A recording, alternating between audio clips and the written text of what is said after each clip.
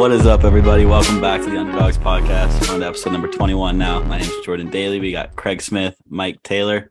Say what's up, guys. What up, world? What's going on? What's going on, everybody? Craig, I'm going to pass it over to you to introduce the guest. Yes, today we got a special guest. I remember playing this guy my freshman year in the Palestra. We played Temple in the NIT. This guy, yeah. I watched a lot, man, has really big game, have a lot of respect for him. He is a recent Big Three champion with Trilogy, an Italian Cup MVP, and a multiple-time champion overseas. Please give it up for DC's own David Hall. Dave, welcome to the Underdogs podcast. Appreciate Thanks for having me, man. Man, it's a pleasure to have you on. Appreciate you for your time, man. We're going to hop right into it. We want to get into your upbringing, how your household was, you know what I'm saying, what your family dynamics was, you know what I'm saying, just being born in D.C., kind of like just walk us through your upbringing. So basically came up mostly with my mother, my sister and brother. When I was young, my father, my mother, you know, had their differences and, you know, we stepped out. But this was when I was born, we spent a lot of time with my grandmother, my father's mother. My mother's originally from Philadelphia. My father's from D.C. So she moved down here when they got married. And so when we were younger, we spent a lot of time, you know, my grandmother. So, but for the most part, when we left, when I left with my mother and my siblings, we moved to Maryland, PG County. And really, we kind of hopped around for a while with relatives. And stayed in basements, one rooms in the house. You know how it was, like, yeah, for sure. Just kind of, as long as we were together, we was good. And moms made sure that I was home. Yeah, wherever we laid our head was home. So, but yeah, man. So my brother, my older brother, he's the one who, you know, put the ball in my hand. I didn't grow up. It's weird because I wasn't into sports like that. You know what I'm saying? Like, my brother was my idol. When he played, like, that's who I wanted to be. So when did you start? Like, when did you start when bro put the ball in your hand? Like, when did you start playing ball? So actually, we went to, it was this private school that was from kindergarten to 12th grade. So my brother was playing varsity, and I guess so I was in the 6th grade. So I'm trying out for junior high, and I was trash. There was no way I was supposed to make the team. The only reason I made that team because of the clout that my brother had. So when that happened, he was just like, you know, we didn't have a basketball court at our apartment building. We used to play on this brick wall, and when you shoot, you actually shooting a brick because to make it has to bounce. It bounces right back. If it bounces twice, that's a miss. So if it hits the corner, it bounces right back, that's your shot. But he told me to dribble around, take the ball everywhere. So I dribble everywhere I went. So I always had handle, couldn't shoot, do nothing else. But I made the team, but I always had the work ethic to work hard and competitive enough that my friends are better than me. I want to get there. How do I do that? So strength shoes, walking on your tippy toes, push-ups, jump ropes, all that stuff. So I would say I was probably like 13. 13 was when I first started playing like organized. Okay. The high school that you went to produced like multiple pros and all of that. Just talk about, you know, high school and your journey, you know what I'm saying, as you start developing your game and getting there. Right. So as I start developing, I was still at that high school that I told you about from kindergarten to 12th. Okay. And my mother was a teacher there and everything, so tuition was free. This is in PG County, Maryland. So they didn't have that clout as being like a, you know, so I'm getting better. Like I said, I put the work in. So sophomore year, I led the county in scoring. So I'll be having 40s, but we'll lose by 40. You know what I'm saying? We playing against the Newport Preps, against DeMar Johnson, the Mathis with Keith Bogans, Joe Forte, those guys. So I'm competing, but it's really no competition for them. So again, my mother never really wanted me to play basketball. It was my brother, and at that time, my brother was incarcerated. So, I'm talking to him. He's giving me the guidance, but from he's not there with me. So, what year in high school did your brother get locked up, or was this before high school?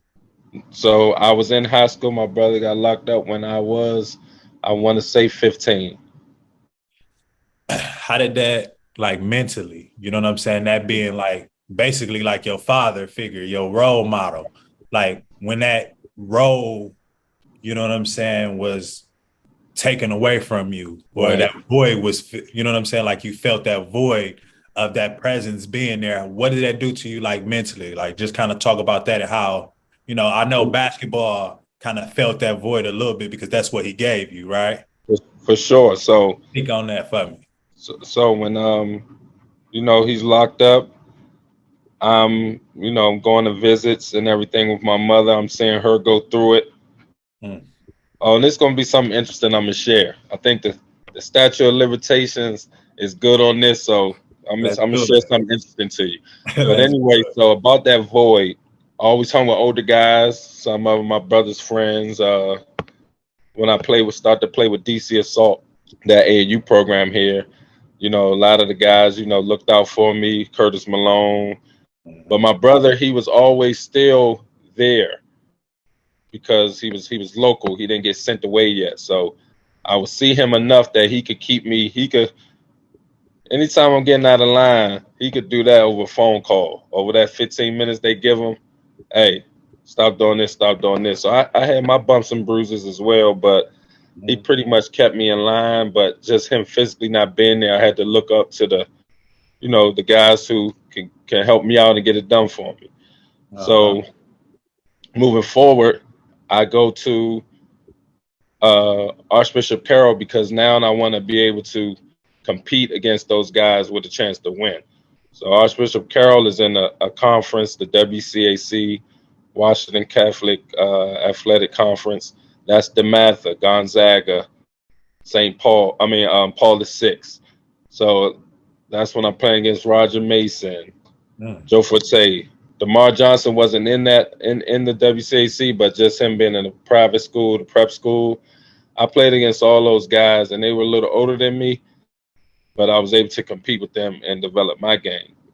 So that was Archbishop Carroll. And then one of the players I looked up to once I start getting into basketball and doing my research was Lawrence Moten. And Lawrence Moten, is the all-time Big East leading scorer. He's an alumni from Archbishop Carroll. So I actually wanted to go to Syracuse. Boeheim didn't offer me, but Georgetown offered me. I didn't want to stay home. So this is the little gem that I'm gonna drop to you. My brother was fighting his case. We're living, like I said, in my aunt's basement and stuff. We don't have the money to fight that. So I originally signed with Tulane because somebody on that end made sure my brother's lawyer was straight. And my brother told me, don't do it. He was like, don't go where you want to go. Go where you want to go. Don't do it for me. I'm like, all right, bro. Like, you can't tell me that because you don't know how it feels for me to be out here without you. If there's a chance to bring you home, for me to just go anywhere, I'm a hoop wherever I go. So what happened was Temple was my number one choice, but Tulane took care of what I needed them to take care of. It just so happened that when I signed with Tulane, that coach left Tulane and went to Miami, and Miami was my second choice. The stipulation for them, because when you sign with a school, you sign with that school. You don't sign with the coach. So the coach leaves, okay, your name is on that national letter of intent to play for Tulane. So they let me out of my commitment, but I couldn't go to any Conference USA school, and I couldn't go to Miami. So I ended up where I wanted to be anyway, and my brother's lawyer was taken care of. Nah, that's dope, bro. Like, you kind of unpacked it a lot, you know what I'm saying? In there, just your reason why, you know what I'm saying? Yeah. Like, a lot of people had, like, what's your reason why for doing it? You know what I'm saying? So, I mean, shit, you always been the stand-up dude, so that it matches it, and you know what I'm saying. It kind of bring that, you know what I'm saying. It kind of bring everything together. Now, just hearing that and knowing that part about you, bro, like for real, that's 100. And then just that mental impact, that mental anguish that now it's a highlight to everything, like mental health, like going through it back then. You know what I'm saying? And then kind of realizing the business in sports, like I can kind of get some things handled on my own through the game. You know what I'm saying? So it's actually bigger than basketball already. Right. You know, Already. So A plus B does equal C. Okay, I got it. Let's get D and E. Let's go. for sure. Let's keep it moving. So yeah. So that's why I was happy, man. So it just, you know how it happens, man. I ended up at Temple. Now I'm giving Craig Smith and Boston College 35 at the Palestra. That wouldn't have happened if I if I went to Tulane. Buckets. We wouldn't even guard each other. I Why don't you know. put me out in there? No, it was Troy Bell's team. Like you say, he's a freshman, but you was. I was a freshman. Y'all was giving your man problems, but then y'all was just, we couldn't even get the ball out of bounds. Like 4-5 possession. I was high. We couldn't even get the ball out of bounds, Mike T. Yeah, man. Good times. But speaking of that, right? You get to play for a Hall of Famer and John Chaney. Like, how was that experience? So that experience was great. Like I said, Temple was my number one choice. It's crazy. I went on my visit. I told my mother, said, don't commit to anything while you're there. All right, Ma. But I told him when I got there, Big Kevin lied. He's from DC. DC Assault alum. He was my OG at Temple. I told him, I was like, man, Kevin, I'm coming here. So he slipped out and told Coach Chaney. So they're thinking I'm coming here anyway. So when my high school coach went to call Coach Chaney, it was like David made his decision. Coach Chaney's like, yeah, I know. He's coming here. He going to Tulane. You know, if anybody knows Coach Chaney or knows anything about him, he's no cut cards. Like, man, what is this? How is this podcast? Is this? It's on YouTube. I Speak. mean, You can say what you want. You can say what you if want. we need to blurb, Man, F this kid. All right, F him. I don't need him to come here. This, and that. So when I came crawling back to him after I left Tulane, oh, who? Hawkins. Ain't that the kid that did reneged on his commitment? Fuck him. I don't want him. So luckily the coaches and everybody's like, nah, Coach Lyons, we please. So Coach Chaney, and rest in peace. He was so influential, not just in my life and everybody's life, because he was more of a teacher and a father than anything. And I know a lot of people say that about a lot of coaches, but in this case, it was true. Like, people don't know, Coach Chaney got Teacher of the Year in Philadelphia. He was a teacher at Simon Gratz High School before he got into coaching. So he was actually a teacher. He taught you. And him being a black man, you know, coming up and all the inner city youth that came to Temple and everything, he was like a father figure because a lot of them didn't have fathers at all, not just a father figure. So he saved my life on so many occasions. Like, I mean, I was headed down the same road my brother was. And I remember the judge calling Coach Chaney, and you never know about this. You can't even Google this. No, that didn't come out there. Coach Chaney gave that man an autograph and everything got dropped. Never got out. Somehow I think the NBA's, you know, they vicious when they're in their investigation. We'll find out. They found out. They asked me about it for sure. They gonna find out. But yeah, man, Coach Chaney, it's a blessing. It was a blessing to be a part of his life and his program. So he was from DC too?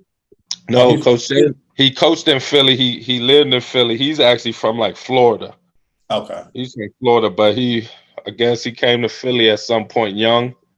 Mm-hmm. But before he got to coaching at Temple, he was a teacher at Simon Gratz. And I don't want to misspeak. I don't know if he ever became the coach of Simon Gratz. I know he taught there. Then he went to Chaney State before Temple. But Simon Gratz is Aaron McKee, what's my man? Rasheed Wallace. Yeah, Simon Gratz, Marty Collins. A few people went to Simon Gratz. Okay. So was that the year that you had to sit out too, your freshman and sophomore year, or no? Yeah, so that year I was just, that's what I'm saying. It was a point where I was just, like I said, I was headed down the wrong way. I set out because I just didn't go to class. Like I didn't go to the classes I didn't like. So I passed. So it was like I passed everything everywhere I went, and then there was 2 classes that I just didn't go to. And what happened, I could have, if I'd have been straight up and just dropped the class, it wouldn't counted as like an F. I took an F, so that F brought my GPA down, and I was ineligible.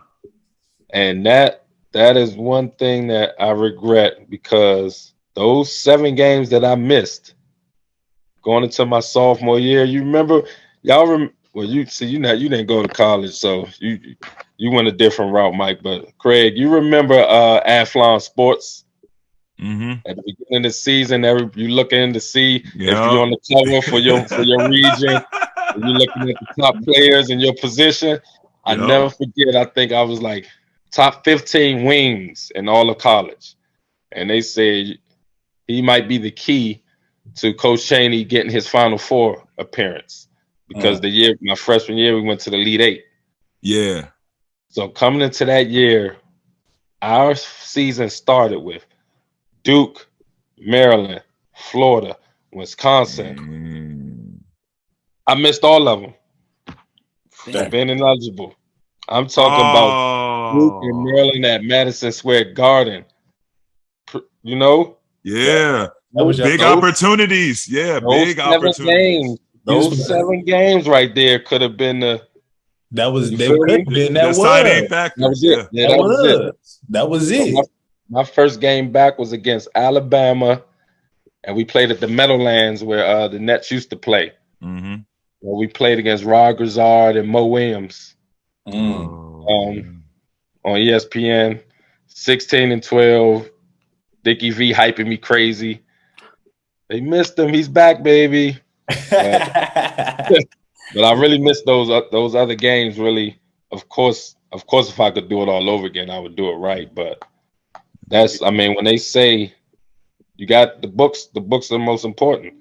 You need those books to be on the court. If you're going to go the college way, you got to have it done the right way, where they're going to get you the grades, or you got to go get your grades. But Temple definitely was, you only going to get what you put in. No, I definitely went to college, and that was I had a similar incident like that, to where. Oh, you went to Iowa State? Yeah. You just went through the draft through the D League. My bad. You did go to Iowa State. I lost my basketball scholarship because of a reason like that. Like I stopped going to a class and dropped my GPA, so I kind of lost my academic part of my scholarship. Because of that, I was supposed to drop that class. It wasn't toward. If you drop it, it doesn't count towards your grade. Exactly. I never dropped the class. Being that you've been through that situation, do you have any teaching points for the young generation now when you come across some people? Do you explain to them like how much of important it is for them, you know what I'm saying, not to mess up just because you know how it feels and you've been through that situation? Yeah, for sure, because you want to be able to take advantage of all opportunities that are presented to you. And for one, it's the right thing to do. You're getting a free education. You have kids who are struggling like with student loans or can't make it to a school because of this.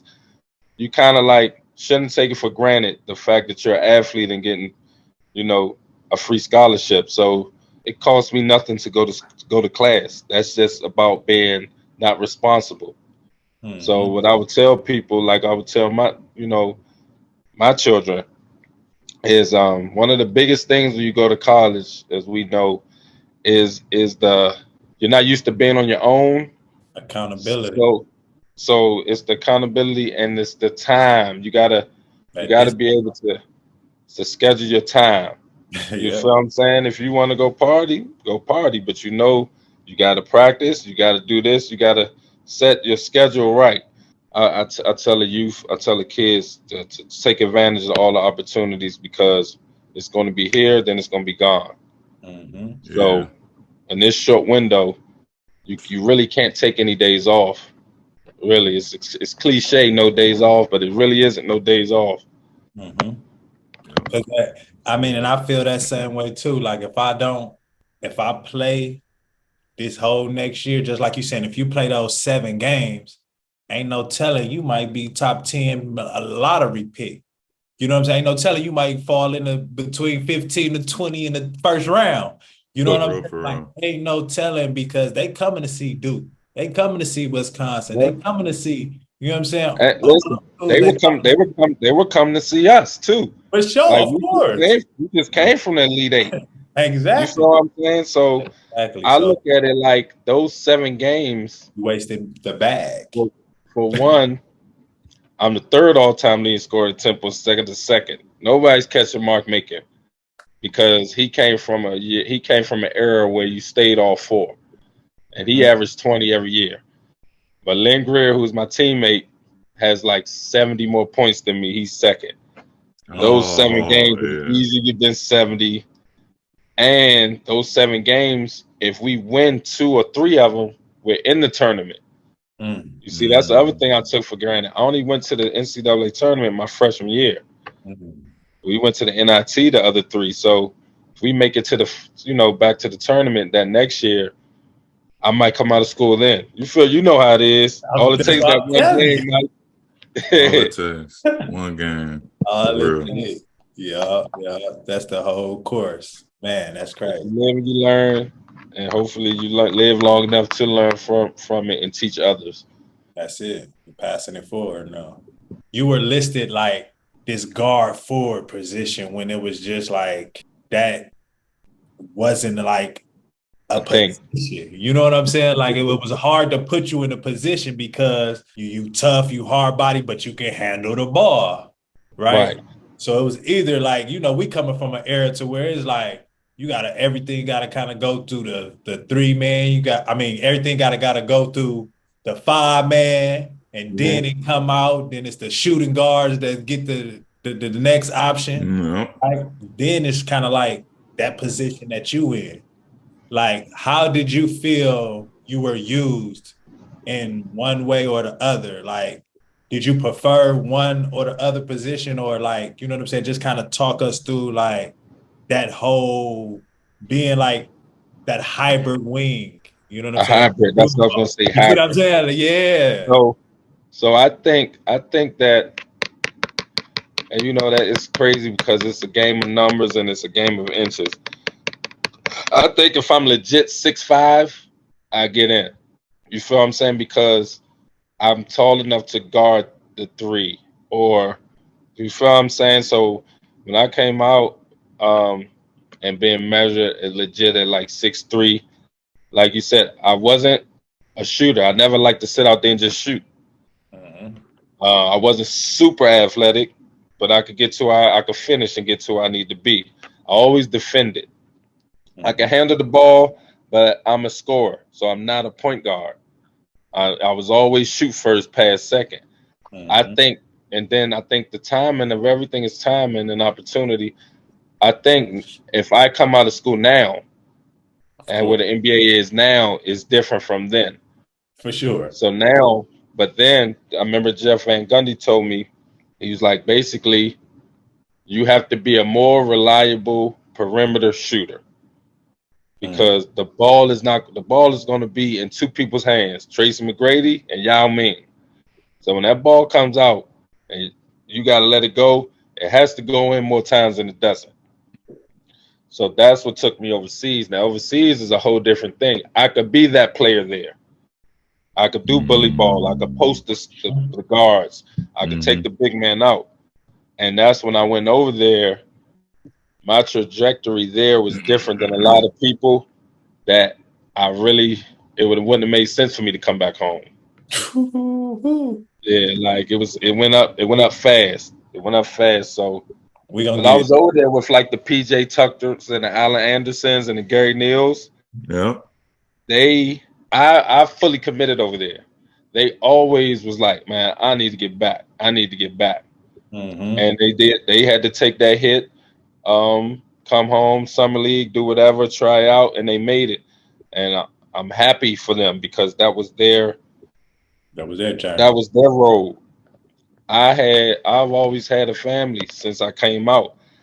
I couldn't afford, if I have this number on the table, tax free, to come home to try to play some league to try to make it. Yep. And if I don't, now we're in November, and that's 3 checks I done missed over there. Mm-hmm. You feel me? So it's Yep. like, is it worth it? So that's why I stuck over there, and I was like, so I used to make light of it, but it's really what helped me to flourish over there. I used to be like, man, I'm European. I visit America. Because I was only home for 2 months. Yeah. 2 months, and it used to go like this. Yeah. I'm like, man, I'm Italian, man. I'm coming to visit America, and I'm going back home. Mm-hmm. We definitely gonna get into that overseas stuff because you a legend over there for sure. Yeah. Man. First, I want to bring it back to kind of the end of your senior year. You wrap up your senior year. You're 3rd in the country in points per game, which is crazy. Mm-hmm. Was the NBA like on your radar? Were you going to like draft workouts? Were you preparing for the draft and all that? Yeah, but it was a gift and a curse because even though it was still an era when that year was the last one and done year. No, not even one and done. My senior draft was the last draft you could come straight out of high school. Mm-hmm. So when that draft happened, and you can look it up, Josh Smith, J.R. Smith, Dwight Howard. Yeah. It's like 7 high schoolers. Yeah. Then that was a lot of European players went. Yeah. So when it came down to it was like a small margin for the 4-year college guys. Mm-hmm. And that's when like a couple of my peers, like there was a couple 4-year players that got drafted 2nd round. I didn't make it, but they were definitely on my radar. But it was like they seen too much of me. That's what they'll tell you. They seen too much of you. So you got this juicy piece of steak sitting in front of you, tender from high school. You don't know what it's going to taste like, but you've seen this Big Mac before. You've been to McDonald's before. You know what this is. You feel what I'm saying? So it's like we only have a few spaces for those guys. So that's why I said timing is everything, because the year after that, you can't come straight from high school.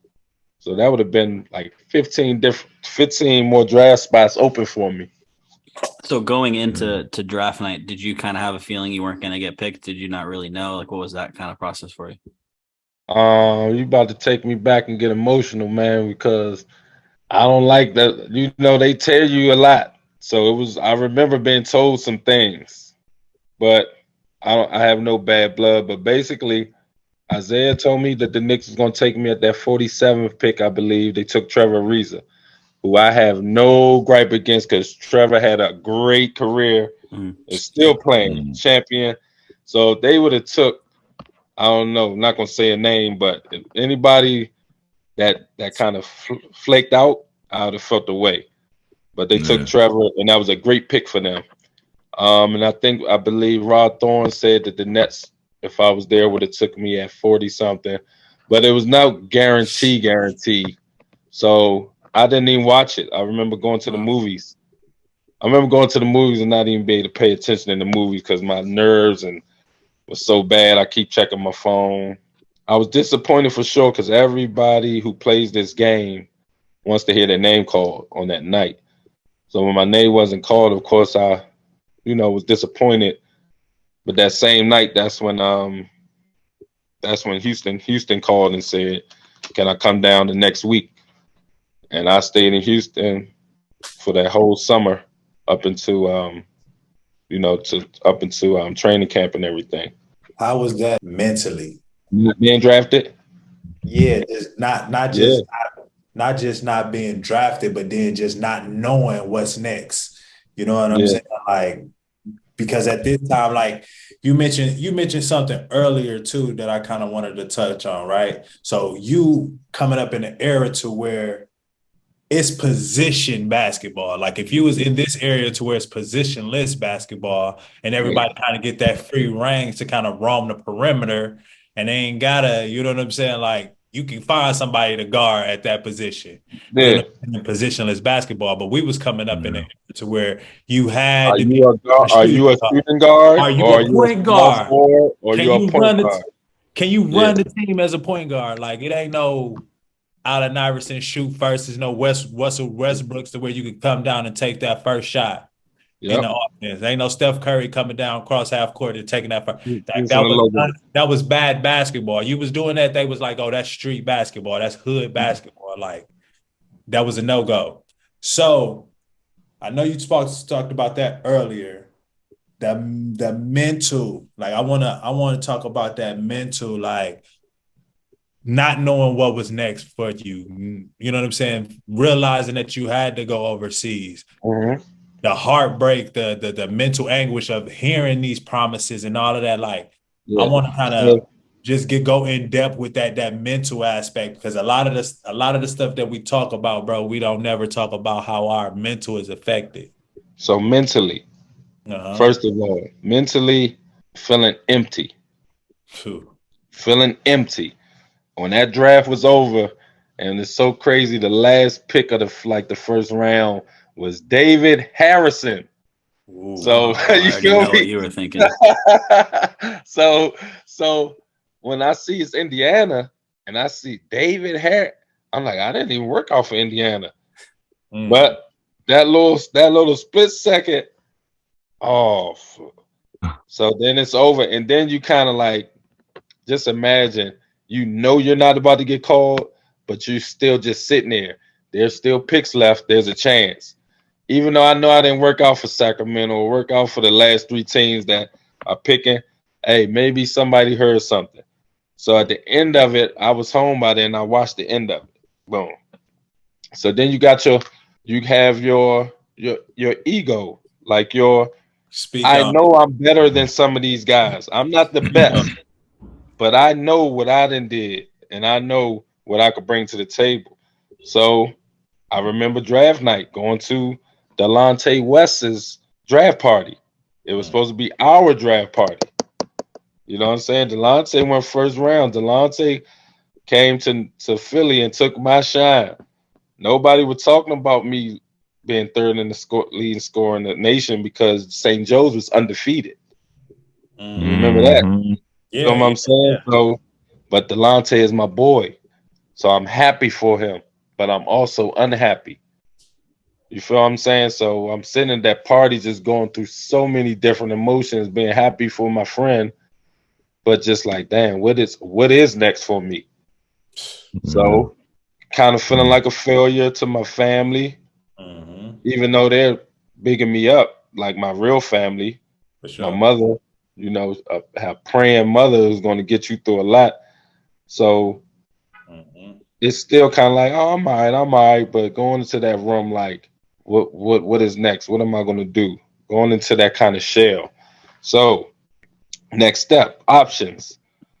Like I said, Houston invited me to go down there early. So I'm there. And then that's another reason why I never tried to get back in the league. That feeling of getting cut. Being one of them last picks. That little frog that come up right here.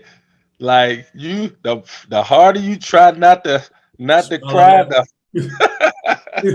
so it's tears coming right after that. So I remember Van Gundy telling me, he called my agent at the time, Leon Rose. It was like, man, I love this kid. Shout out to Leon, bro. I'm trying to get him to be on our coaching staff. So that way, when a spot opens up, he's already practicing. Like, he's having this conversation. Leon's like, oh, I've never even heard this before. Like, this is Jeff Van Gundy. So the trades that they made mid-season, they were trying to make in the beginning of the season, and they couldn't. So they had one spot open. Bob Sura got surgery. And you get surgery, they can't cut you or something. So they had to by law, have a third point guard on the roster.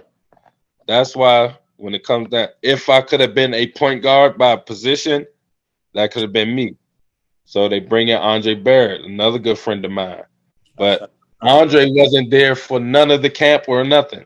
But when it came down to it, it's just one spot open. We need a third point guard on the roster. So it's crazy. I don't know if I should say this or not, if they get in trouble. They kept me on the roster long enough to get a check. I don't know how. I got one NBA check from the Houston Rockets. That's what's up. Nice. So all right from there. So not to mention, it's right around my birthday. Get called in that office. Yeah, this is tough for me. I already know where it's going, so I'm fighting it already. Like it's a frog right here, Mo. Like I'm like, oh, just keep it together till you get out. Till you get out of this thing. You walk out. I see T Mac. I see Patrick Ewing. He's on staff. See Dikembe. He make a joke. Damn, young fella, he couldn't make it, huh? Like I'm laughing it off, but I'm like, nigga, like you know what I'm saying? Like, no, this ain't funny right now, dog. This is my birthday. I gotta go tell my peoples I didn't make it. I don't know what's next.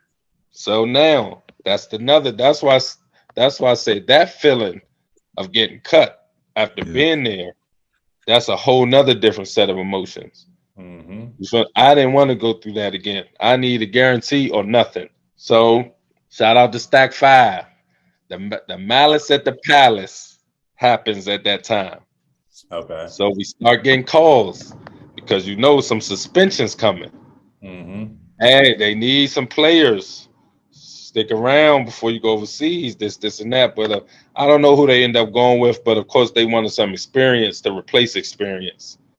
But I got a little pump fake there because they was like, we need some wings fast.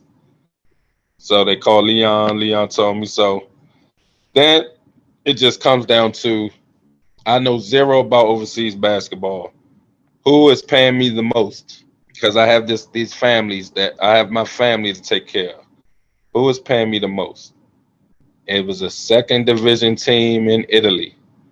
I had some first division offers. I don't care you first or third division, who got more money. I went over there to Rieti. Rieti is like, it's on the outskirts of Rome. Played there for 2 months. Led that the A2, they call it A2, the second division. Led them in scoring. The mayor of Rome, Walter Veltroni, calls the coach and says, I know y'all trying to win the championship to come up to A1, but I need Hawkins. So he gave the president some political power in Rome for him to let me go. Walter Veltroni, I call him Wally. Walter Veltroni, the mayor of Rome. Dog got diplomatic immunity.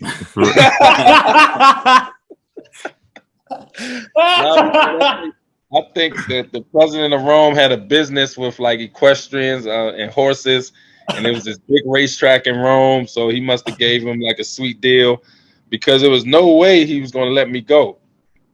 So I remember going home for it was like a little break. We played a game, and he pulled me to the side. Was like, yeah, man. When you come back, you're going straight to Rome. So don't worry about it. We worked it out. It's a better situation for you. It's good. It's good. I was like, I was in Rome anyway, like every night, like, like this is perfect. All my little people's in Rome anyway. So let me get there. So from there, it just took off. It really took off. So yeah, you a big deal. Like you. Yeah. So you play for a powerhouse, right? Virtus Roma? Is that how I'm pronouncing it? Virtus. Virtus. Virtus is how you say it. Virtus. Yeah. Finding instant success, and then you win an MVP. Yeah, so that happened in when that happened. Virtus Rome is where I first went, right? Yes. So we played in the cup. I think my second year over there. For those who don't know, the cup is like a mid-season tournament that's kind of like what the NBA is talking about now. Yeah. So the top eight teams once, because you play each team twice there. Mm-hmm. In Italy, in Turkey, in Spain, you have your domestic league. Yep. You play every team there twice. Now, some teams are in a different cup. That's the Euro League or the Euro Cup. That's when you're playing against other countries, other teams from other countries. But in every domestic league, they have a cup mid-season. Yeah. The top 8 teams will play like a round robin. So yeah, that cup is crazy. I played against my former teammate at Temple. He played for Naples. We lost, and I got MVP. And I gave him the trophy. Like, it was just, I was so, first of all, like, I was mad we lost. I was mad that we lost. Like, they stopped giving me the ball in the crunch, something crazy like that. I got stitches in my head that game. Had to come back with stitches all in my braids. Played, lost. So they announcing me as the MVP. I'm humbly give it to my friend. Like, he's the MVP. He's the winner. Like, I don't need no more. No more. I wanted that bonus. Yeah. You know what I'm saying? Yeah. Definitely. I never won a championship in Rome until later on in my career. And that was just in Rome, the city, for a whole nother team. But my first championship came in when I played for Montepaschi Siena with I don't know if you remember Terrell McIntyre. He's an all-time Clemson great. Romain Sato, who I played against in Xavier, he played with David West. And there was a bunch of good. Henry Domercant, who's actually the G League coach for the Windy City Bulls. Okay. And a lot of good European players on that team. That was my first championship. How many years you in overseas? That was probably my. If I went over in 2004, 2005, that championship came in 2008, I believe. So you're about 4 in. So we lost. Rome was losing to that team. Mm-hmm. So I kind of pulled the KD. Mm-hmm. Came Yeah. over, helped them. I kind of like, hey, listen, I need to get this ring. Mm-hmm. I can't beat them. I joined their ass. Ooh. Yeah. Yeah, man. Have it. So was it always in your plans to just find success overseas, being that it just felt a little bit easier, being that you had a family? Or did you always feel like in your heart, like, man, I should I go back over here and try one more time? Or did it just settle in? Let me just create the most success.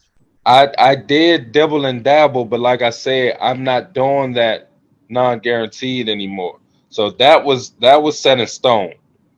Because every year that I left from overseas, I had a contract and I had a deal on the table overseas. But I came home one year and played with the Wizards summer league. I went to Utah for their summer league camp to make the little trial before summer league. And at that time we were negotiating back and forth with Rome. So when they saw that I was at camp, they was like, all right, man, give him his number. So I remember leaving practice one time, getting my number, and I was like, you know what? I'm gonna enjoy the rest of my summer. There's no point in me coming. Like, they don't even have a roster spot. I was just doing it just kind of for the, just to stay in the mix. Relevant. Mm-hmm. Yeah, so stay relevant, stay in the mix. So once I got my number, I was like, man, I'll see y'all out Vegas, but I'm gonna be partying. Yeah. So basically, me finding, that's why I say everybody's road is different. I know you hear horror stories from overseas, and there are some. Finding the type of success that I found so early, that made it a whole lot easier for me to transition but I locked in. I learned the language. Like I interacted with the fans. Like I had my family over there with me. You know what I'm saying? They went to international school. And it's kind of, that's what I said. And I lived there. To me, So you was that wasn't just a job. and Yeah, I visited. was your team. The only American ever to play over there to have an Italian nickname. What was your nickname? Falco, the Hawk. The Hawk. Hey, That's it.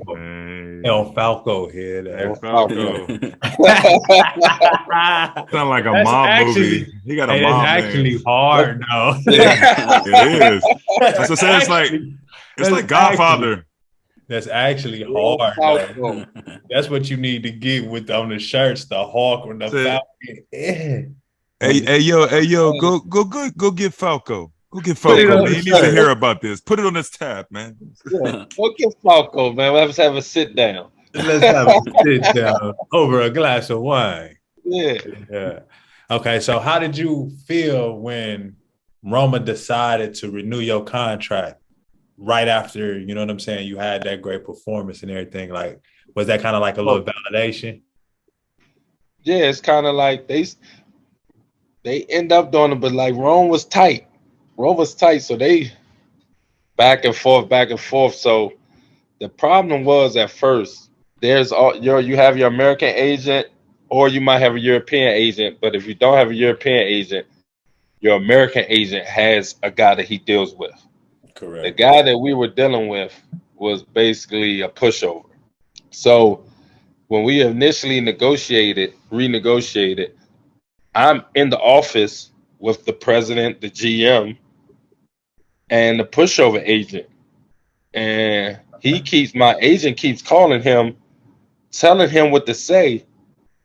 And he wasn't saying it because he's like, he's so worried about his commission or them saying no. He was like, oh my gosh, no, I used to, like, he's going through all this. So I grabbed the phone. I was like, man, what you say? I was like, he did not just say this. I said, I'm about to leave. I'm gone.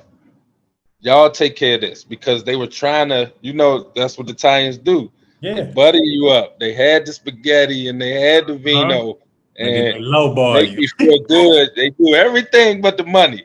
You know what I'm saying? So I was like, you know what? Let me step off, because what's so crazy is I had a part. The old president from Rieti, he had a villa in Rome, and I was missing my party. Anyway, so I was like, man, y'all can handle this business. The season is over. Let me get here, and y'all do that. So I remember when they came with that number, I was just like, damn. I remember calling my brother, because my brother actually came home during that time. My brother never seen me play in college. My brother, when he came home, he had probation and parole for like years. His PO said, bring me a postcard. And wouldn't let him fly, huh? No, let him. Just bring me a postcard. Bring me a postcard. Oh, shit. That doesn't happen.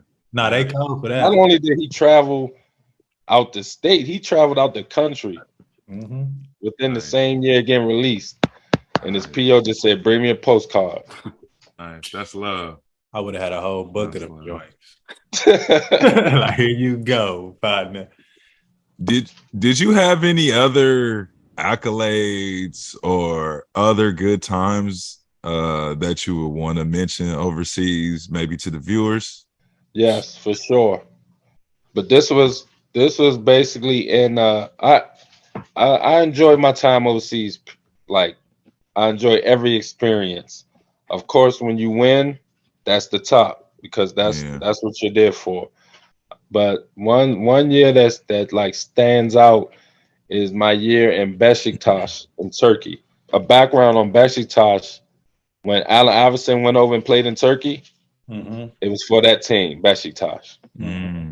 When that lockout happened, I guess the last year the lockout happened, was that 2013, 2012? Yeah. Darren Williams comes to Beşiktaş. Oh yeah. So listen, so I left Italy on a bad note because I had a knee injury that they made seem like it was more than what it was. And this was Milan. And this is Giorgio Armani's team. Like, that was one of the funnest years 2 years of my life. Hey, that's when you got that bag, right? Yeah, like that's Yeah, stop trying to play it all modest, man. no. You was getting at this time like them numbers that you was getting and breaking that mark in Europe, bro. It was kind of unheard of, bro. That came in Rome. They came in Rome, huh? Rome, then Siena. Okay. But then I was playing my hand because I know Italy wanted me, and it's only 3 teams that could play in Italy. Mm-hmm. Who want me the most? Okay, so I'm going there. I was really a mercenary for hire. I feel bad saying it, but that's what I was for a while. So once I ran out of that, there was no more teams. I'm leaving Italy, but I didn't like the fact that they put out there that my knee was done. That's what that was the word on the street. My knee was done because I happened to get hurt in the playoffs. So when I signed in that team in Turkey, I took a pay cut because my knee is done. Nobody's like, you know what I'm saying? So I had to sign something saying if something happens to my knee, they don't even have to pay me because they know about this pre-existing knee injury. Dang. So fine. My knee is a little banged up though. I can't lie, but I'm not done. I'm just, you know what I'm saying? I gotta throw it in one hand instead of 2 hands, basically now. So the Will comes over. So we have Darren Williams. We making Sports Center. He having 50. I get 10 assists, all my assists to him. So I'm looking sweet on Sports Center. I'm like, people don't even get to see me play at home.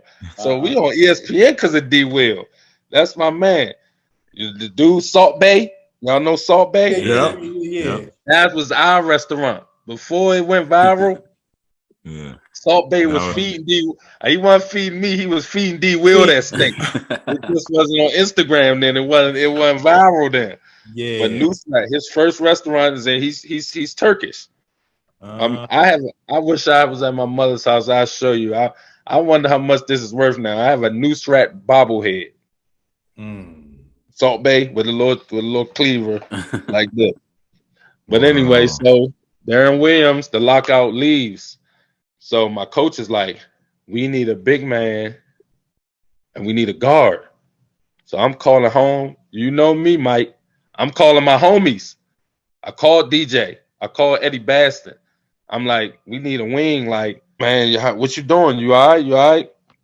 My coach is like, what you think about Carlos Arroyo? I'm like, I don't know him like that, but shit, I love like that. He could play. That's why me and Poppy is like that now. You know what I'm saying? So we brought in Carlos Arroyo to replace Deron Williams. Then we bring in Pop Spencer Basu, who was dunking the rim off of everything over there. So that year, we won the Turkish Championship, the Turkish Cup, and we were in the Euro Challenge. So we did what they call a trifecta. Yep. Wow. The trifecta. I was the captain of the team. Oh yeah. That was my biggest moment overseas. That's big. For that, because it's crazy. I played in, these were the Kobe's. I don't know the number, but in each championship, I wore the Kobe's. One time it was red, one time it was the blue ones, one time it was the white ones, and I have those Kobe's. Red, white, and blue Kobe's, each from a championship. So we'll fast forward to 2017. Ice Cube decides to create a 3-on-3 basketball league called the Big Three. Yeah. Originally, it's for guys that played in the NBA who may have aged out by, other people's rules. And then you come along, no NBA experience, impress Ice Cube enough to allow him to let you in as the only non-NBA player into the league. Right. How did that happen? So I'm gonna tell you how that happened. The league is about to start. They're talking about it. Roger Mason is a part of it. Yes. Roger Mason at that point lived in the next neighborhood over from me, the next gated community over from me. So Roger is sitting down talking to me like, because Roger's always bouncing ideas. Hey man, we thinking about doing this and that. I didn't even pay him no mind. Man, he's like, Ice Cube, this. It's going to be for like, because he was like, when you stop playing, what do? You go to coach, you go to be a commentator, but your fans are still your fans. What happened to the people who not doing this and they're out of sight, out of mind? So I was like, shit, Roger, I need in. Because it wasn't by rule you had to have NBA experience. Like they tried to put that stigma out in the beginning, which made it look better for me. But you didn't have to that first year. You didn't have to have NBA experience. You just had to have professional experience. It just so happened that I was the only one that didn't have NBA experience. But I wasn't drafted either. I was overseas and they had the trials and the draft in Vegas and I couldn't make it. So, but my name was in the draft pool. I'm sick because I'm like, one of y'all dudes I knew could have drafted me. You know how I be, Mike. I like one of y'all could have picked me up. And I'm still younger than all of these dudes. And I'm overseas playing right now. Right. So luckily they made it like how it's changed every year. But that year you had a reserve and you had a reserve that was stuck to that one team.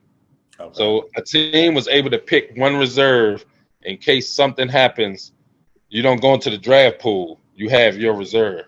So Three's company, DJ, made me a reserve for that team.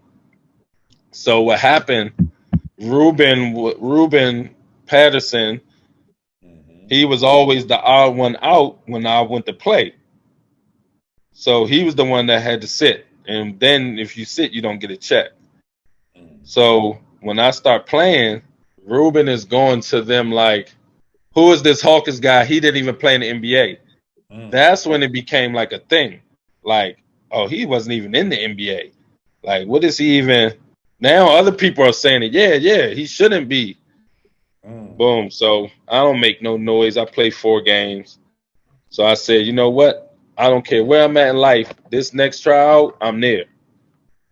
So that's when I came to we had in LA the tryouts, and I was in blast. Like I got off the plane from playing the game overseas in the lower division in Rome. That's why I said circle back when I said I didn't win in Rome until later. I went and took a smaller team, a local little team up one division. But this was like, it's just something for me to stay in shape. It wasn't really, you know what I'm saying? But that helped me. So I go there and they gave us the cheat code. Rest in peace. They had me on the same team, my boy Andre Emmett. When we played every game, and Ryan Gomes, and all 3 of us got drafted. When I say we were going to 25, and the scores was 25-3, 25-6, 25-10, and it was just like, I'm talking about everything was clicking. That was like, everything was clicking, but it was like, hey, your turn, Dre. All right, Ryan, go ahead, get a bucket. All right, Hawk time. So then, and it's still not even knowing like who are these people going to draft because it's only a certain amount of picks, and you know, half of these people are already told that they're getting picked. Yeah, some of the people are not even there at the tryout, but that's a part of it. I get that. So I'm sitting there. I'm still kind of like on edge, and I talked to Jermaine O'Neal, and he was like, "Can you really do that, or is that a special day?" I said it was a special day, but Jermaine, I could do that too, though. But I'm not gonna lie to you. Don't expect this, because I'm telling you that trial was special. But so Andre went 3rd. I went 5th to Dr. J, to Amari Stoudemire, Nate Robinson, Bonzi, Jermaine. I'm really kind of like, I thought that year is how it was going to be this year. Go ahead, y'all. Do y'all thing. Yeah. I'm just happy to be here. Dr. J said, I didn't draft you to be up under them. I drafted you to do what you did at that combine. I didn't even think I was going to start.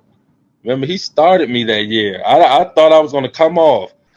He started me. Like Nate used to come off a lot because he was a matchup because they would try to post him. When he told me that, and I don't have to worry about looking over my shoulder, that was that year when it was like each week kept getting better and better and easier and easier.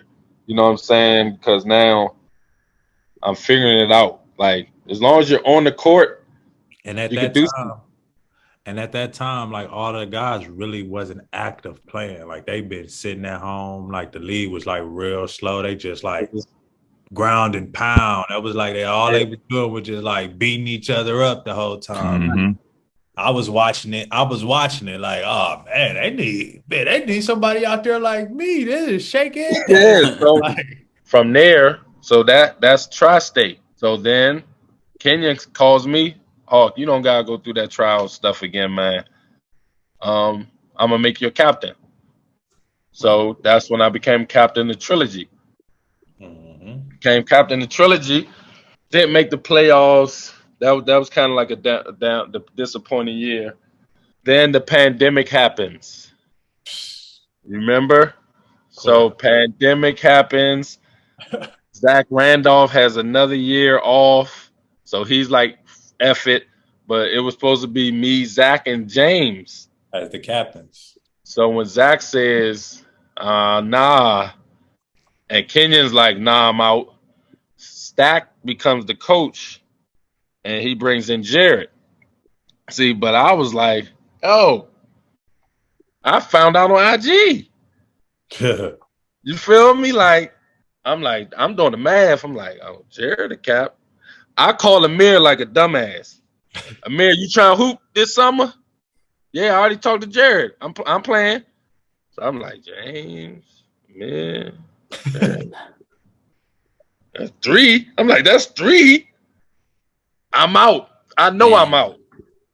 2 days later, I see it on IG. So then I'm like, okay, I know what I got to do. Whoa. That unfortunate thing happens to me during the pandemic when I got shot in my shoulder. And I know now I can say I wasn't ready last year. As you know, I called you. I was trying to call in all favors. But I also felt like what I could do was more than what other people could do. And I know the big 3. But I wasn't in the shape enough that I should have got drafted. Your tri-state year, that was when you was in the MVP talks and everything, right? Yeah. That's that year. So like, don't shortcome bro. Because no. I'm just giving you like just a preview, just a rundown. Just a rundown of how it went. It went from here, went up. But you was in the MVP race, like one of the top 2, 3. I thought that should have carried over. I thought that should have carried over. Yeah. I mean, Corey McGetty, I remember he told me, he said, I voted for you. And I said, I voted for me too. I ain't gonna lie to you and be like, Corey, I voted for you. I voted for me too, nigga. That's a hawk. That's hawk for you right there, man. So we have this segment called Rhino's Vision. And in Rhino's Vision, I want you to give me your favorite play and give us in detail the situation of how you scored. What was the situation like? And what was the atmosphere? I always like to give fans detail. I don't even have to think long. I don't even have to think long about this. I don't have to think long about you talking about mine of all my career. All time, yep. There's a lot of them, but I don't have to think long about this one because of how loyal I am and how petty I could be. This is the year in Besiktas, right?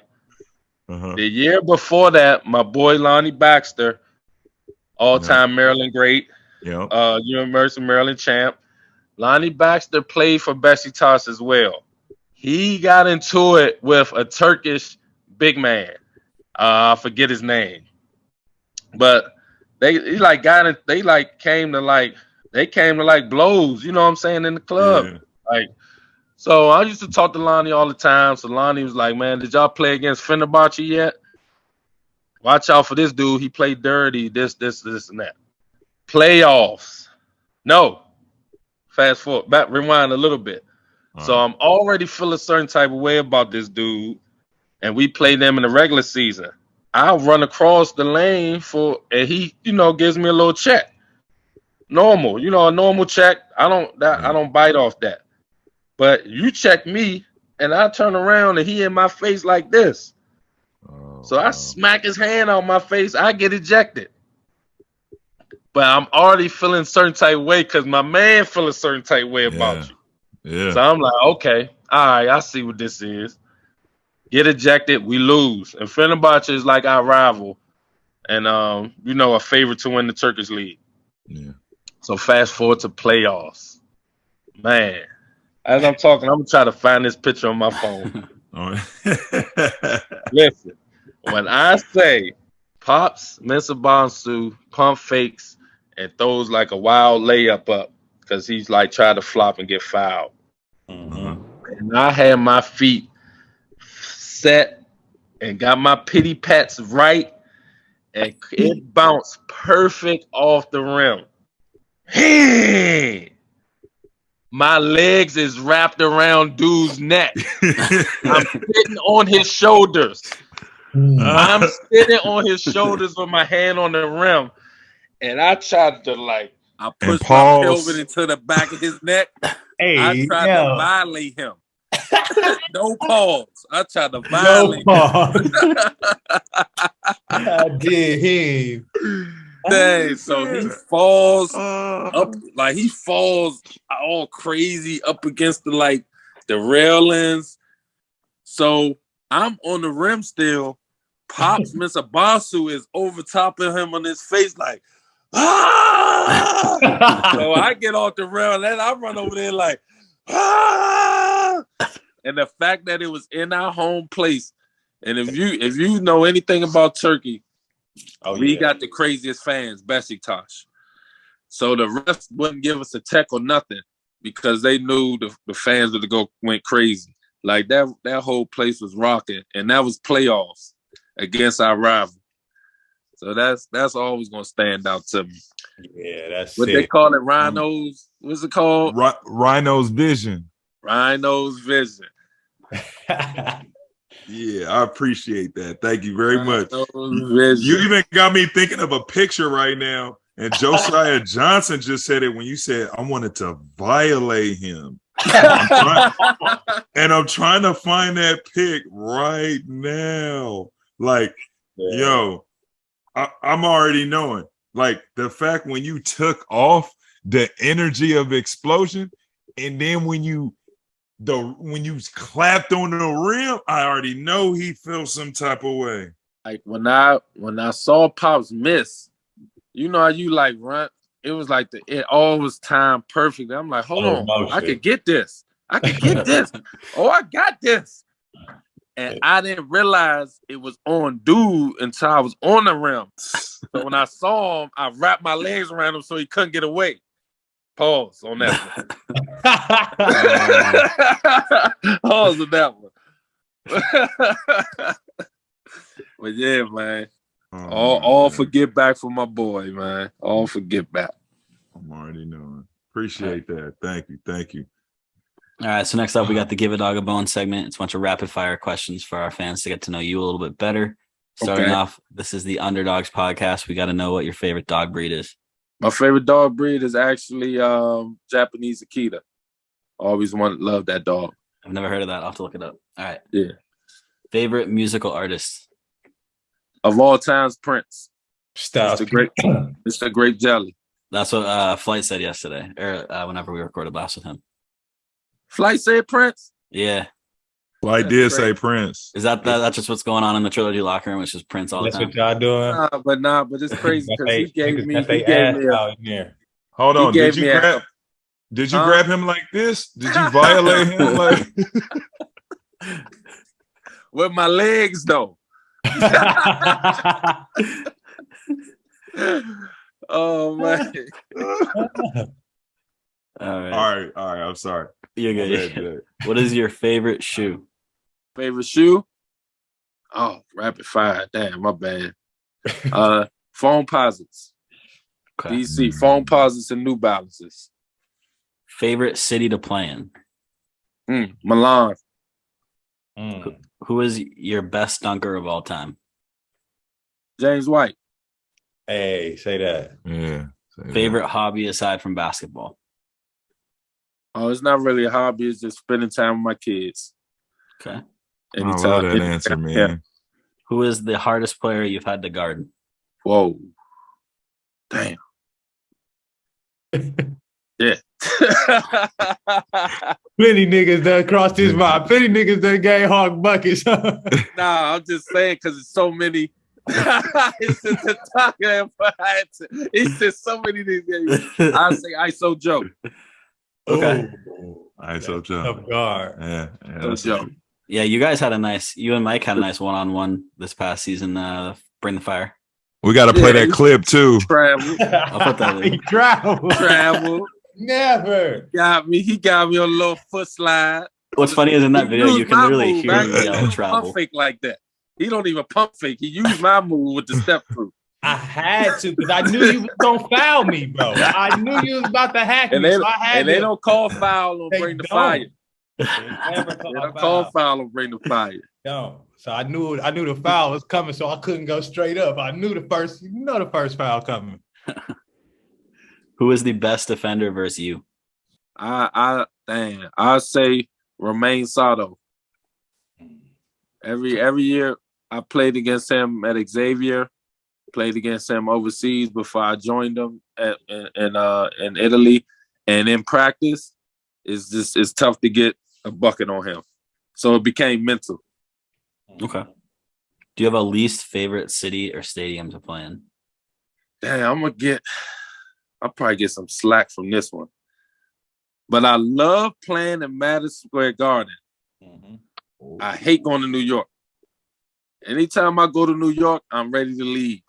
I don't know what. Something must have happened to me traumatic when I was young and must have forgot about it. But I hate going to New York, but I love MSG. New York's a different type of busy, though, so I kind of understand It's a different type of busy. Yeah. It is. It's like too much. Yeah, I'm not a fan of it either. All right. What is your favorite movie? Purple Rain. Can Craig quote it? Purple Rain. Purple rain, purple rain.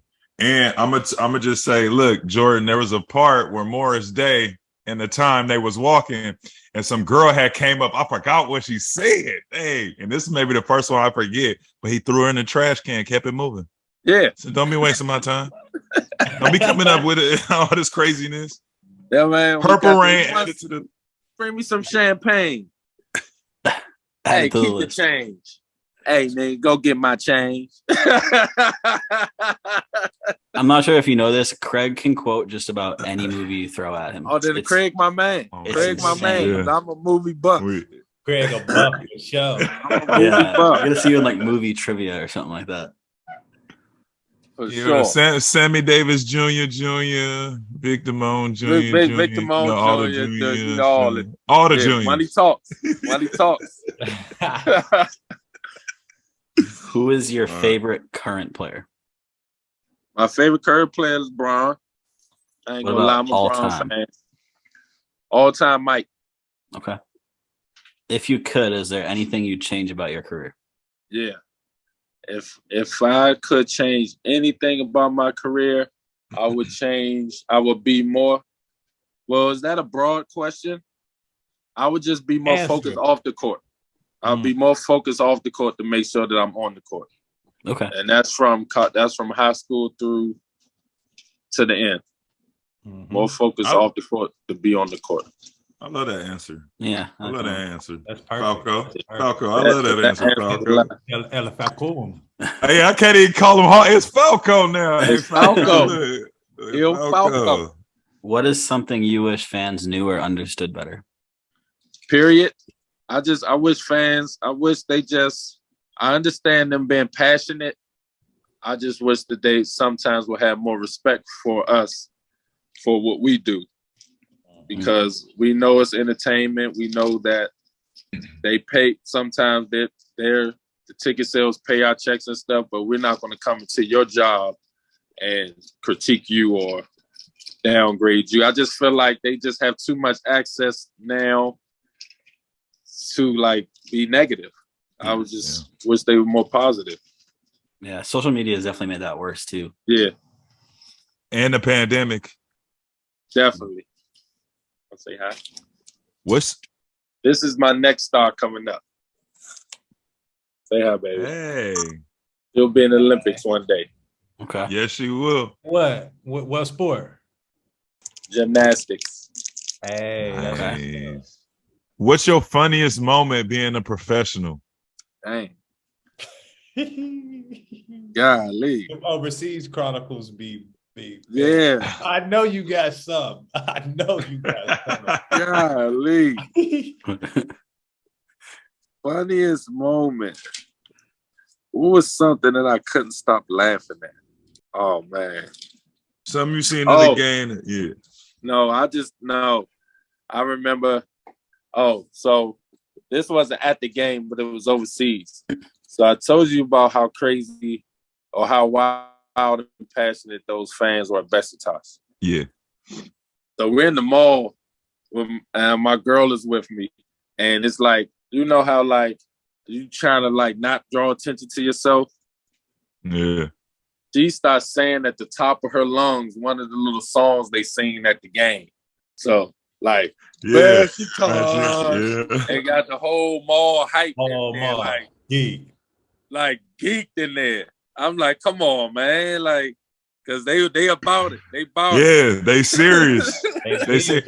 And people don't understand overseas. Like you do something like that in the mall and everybody see you and catch, it's gonna be a real thing in there. It's gonna be lit. She almost had you signing autographs for an hour. You think I wasn't? That's crazy. Had to run out the mall. I'm sure. My other little star want to say what's up. What's up, man? What's going on? This is my little genius right here. He said he's gonna build a machine for the future that we could be inside of the TV. Oh, okay. Nice. I could dig that. It was beyond me too. Yeah. So he finna get that code in and everything. Yeah. Yes, sir. Time travel, all that. Okay, yeah. Metaverse. He finna have a meta super cyberverse. Yeah, something. He tell me some stuff sometimes. I'm just be like, damn, I can't even say nothing. Like, you right, man. You right. Just be respectful with it, but you right. We'll wrap this up as we do every episode. What would you say the biggest lesson you've learned is throughout your entire journey? Just few lessons. Definitely, when you up, treat it the same as when you down, because it's like this. So always treat people like the same and treat people how you want to be treated. That's not cliche. Like, that's the golden rule. Like, do unto others as you want them doing to you, because you never know what position you'll be in or somebody else will be in. But as far as like basketball goes, like I said, it's short-lived. So leave everything on the court. Take advantage of all opportunities you get, because those opportunities will always be there. Awesome. Yeah.